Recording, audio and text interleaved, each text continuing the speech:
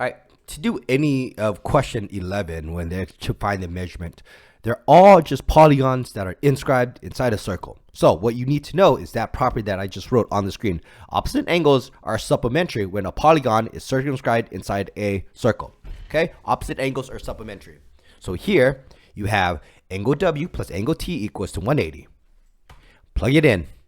45 for angle W. Minusing 45 to both sides, you get angle T is equal to 135.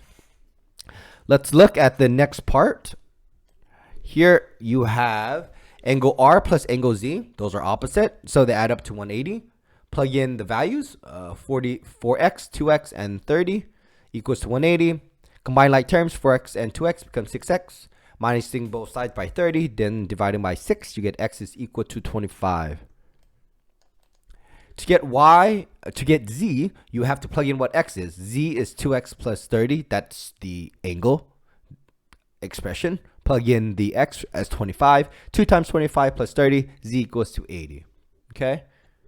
That's how you get both values of t and z. B, same idea. Opposite angles are supplementary. Okay? Angle h plus angle j equals to 180. So here you have 2x plus 21 equals to 180. Combine the like terms, 2x plus x is 3x. Minusing both sides by 21. 3x is equal to, I think, 159. Then divide by 3, x is equal to 53. H is equal to 2x. Plug in x as 53. You get h is equal to 106. Likewise, to get y, to get angle G, you have to get y. Y, you have to set up another equation.